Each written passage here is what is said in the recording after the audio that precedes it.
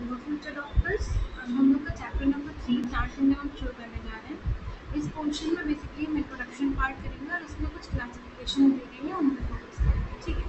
और plant kingdom जो है 5 में क्लासिफाइड है, that is algae, bryophytes, pteridophytes, gymnosperms और एंजियोस्पर्म्स। इस पार्ट में हम लोग इंट्रो करेंगे, फिर नेक्स्ट पार्ट में एल्गी करेंगे, फिर ब्रायोटाइटो एक साथ करेंगे और फिर जिम्नो और एंजियो एक साथ करेंगे, ठीक है। एंजियो तो क्लास 12 में पूरा पूरा चैप्टर ही है, तो वहाँ पर तो हम इसके बारे में एकदम अच्छे से बताएंगे, ठीक है। हम देखो बोल कह रहे हैं कि जो प्रीवियस चैप्टर है वहाँ पे हम लोगों ने आर एच टेकर का क्लासिफिकेशन देखा था, दैट वाज डन इन 1969, ठीक है। उसके हिसाब से वो 5 किंगडम क्लासिफिकेशन में कौन कौन था, मोनेरा थी, प्रोटिस्टा थी, फंजी थी, एंडवेलिया थी और प्लांटी थी।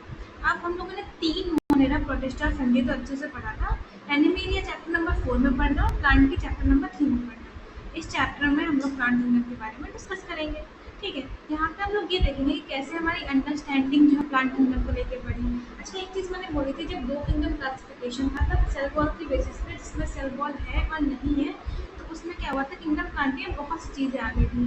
तो यहाँ पे बोला गया जो फंजी था and members of Monera and Protista having cell walls have now been excluded from Plantae.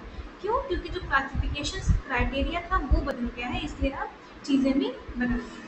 इसीलिए जो साइनोबैक्टीरिया है, जिसको हम लोग नॉर्मली तो ब्लू ग्रीन एल्गी बोल देते हैं, वो अब एल्गी नहीं है।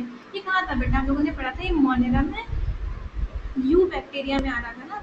यहाँ पे हम लोगों ने देखा था कि साइनोबैक्टीरिया, जिसको हम लोग ब्लू ग्रीन एल्गी भी बोल लेते हैं, वो मोटाइल भी था, उसमें फ्लैजिलम भी था, टेरेस्ट्रियल भी था, उसमें एक दूसरे जिसमें शीत आ रही थी, वो सब चीज़ें हम लोगों ने पढ़ी थी। अब इस चैप्टर में हम लोग जो प्लांटी के अंदर चीज़ें आ रही हैं, जो क्लासिफिकेशंस आ रहे हैं, वो पढ़ेंगे, पर एंजियोस्पर्म्स को हम लोग अच्छे से क्लास 12 के चैप्टर में पढ़ेंगे, ठीक है। जो पहला पैरा है ना, उसमें क्लासिफिकेशन दे रखी है। अब देखो, let us look at the classification within angiosperm to understand some concerns that influence the classification system. जो पहला सिस्टम था ना, जो अर्लियर सिस्टम ऑफ क्लासिफिकेशन था, देखो हर क्लासिफिकेशन में बेसिस याद करना जरूरी है, फिर उसके कुछ डेफिनेट कैरेक्टरिस्टिक्स आएंगे, वो याद करना होता है। मतलब पहले तो बेसिस तुम्हें ध्यान में रखना होता है। जो पहला अर्लिएस्ट सिस्टम ऑफ क्लासिफिकेशन था, उसमें सिर्फ ग्रॉस सुपरफिशियल मॉर्फोलॉजिकल कैरेक्टर्स को ही यूज़ किया गया था।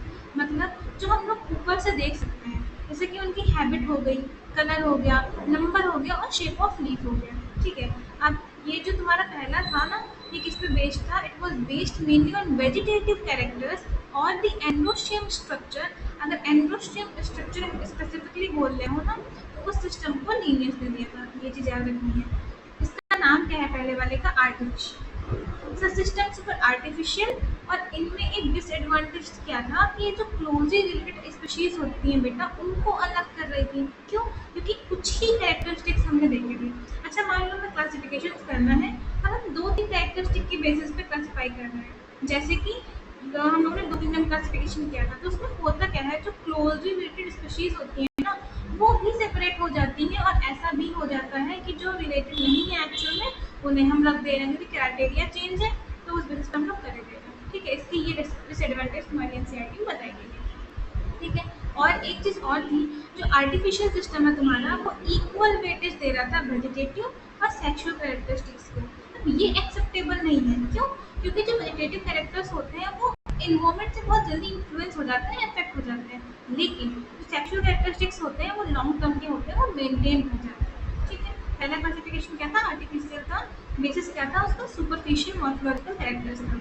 एडवांटेज डिसएडवांटेज पढ़ लिया। अब दूसरा तुम्हारा आता है नेचुरल क्लासिफिकेशन सिस्टम। इसका क्या बेसिस है? which are based on the natural affinities among the organisms and consider सिर्फ एक्सटर्नल फीचर्स नहीं कर रहे थे। तो वो आर्टिफिशियल में हम लोग सिर्फ सुपरफिशियल मॉर्फोलॉजिकल कैरेक्टर्स को बेसिस बना रहे थे, मतलब ऊपर जो चीज़ें हमें देखने में आ रही है सिर्फ उन्हें। दूसरा जो तुम्हारा नेचुरल है, उसमें सिर्फ हम एक्सटर्नल फीचर्स को नहीं ले रहे हैं, बल्कि इंक्लूड कर रहे हैं इंटरनल फीचर्स को भी। यानी कि इसमें क्या कह सकते हैं कि एक्सटर्नल प्लस इंटरनल दोनों फीचर्स हम लोग ले रहे हैं, ठीक है। अब बताया गया है जैसे कि अल्ट्रा स्ट्रक्चर हो गया तुम्हारा, एनाटॉमी हो गई तुम्हारी, एम्ब्रियोलॉजी हो गई और फाइटोकेमिस्ट्री हो गई। अब अगर ऐसा कि सिस्टम, यानी कि जो नेचुरल क्लासिफिकेशन सिस्टम है, ऐसा अगर फ्लावरिंग प्लांट्स के लिए किया जा रहा है, फ्लावरिंग प्लांट्स कौन से होते हैं? एंजियोस्पर्म्स होते हैं। अगर उनके लिए किया जा रहा है तो स्पेसिफिक नेम दे रखे हैं क्या? George Bentham and Joseph Dalton, इसने इन्होंने दी थी। ये क्वेश्चन भी बहुत आता है एमसीक्यूज में कि natural system of classification for flowering plant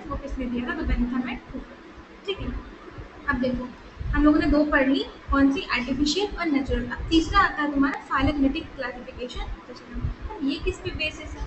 phylogenic का मतलब ही है वो चीज़ जो लिंक कर रही है एडल्ट के बीच में, मतलब वैसे डेफिनेशन पढ़ी है हम लोगों ने। Evolutionary relationships between the various organism are acceptable, तो इसका बेसिस ही इवोल्यूशनरी रिलेशनशिप है।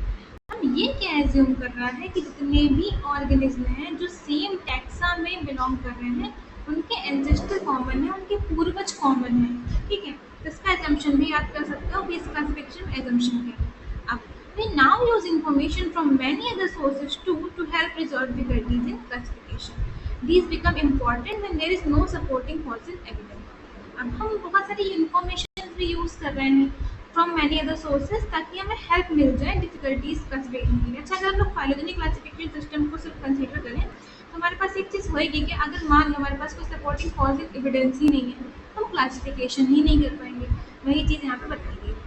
चौथा क्या होता है? न्यूमेरिकल टैक्सोनॉमी होती है। अब ये बहुत ही ईजिली कैरी की जाती है from with the use of computers. और ये किस पे बेस है? ये बेस है ऑल ऑब्जर्वेबल कैरेक्टर्स, मतलब जितने भी कैरेक्टरिस्टिक्स तुम ऑब्जर्व कर सकते हो वो सब उसका बेसिस है। अब जो इसमें स्पेशल बात आती है वो ये आती है कि जो नंबर ऑफ वर्ड्स होता है ना, they are assign to all the characters, और फिर जो डाटा है उसे प्रोसेस किया जाता है। अब इस तरीके से होता क्या है कि हर कैरेक्टर को अपनी इंपॉर्टेंस मिल जाती है और उसी टाइम पे हंड्रेड्स ऑफ कैरेक्टर्स जो है कंसिडर कर लिए जाते हैं ताकि कोई मिस्टेक ना हो। तो this is one of the most useful classification which is numerical taxonomy.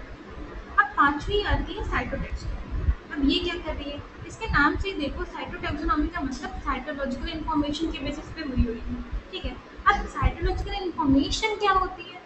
जैसे कि हमारा क्रोमोसोम नंबर हो गया, क्रोमोसोम का स्ट्रक्चर हो गया, उसका बिहेवियर हो गया, ये सब चीज़। छठी आती है तुम्हारी कीमोटैक्सोनॉमी। साइटो और कीमो को डिफरेंट रखना, इसमें कंफ्यूज मत होना।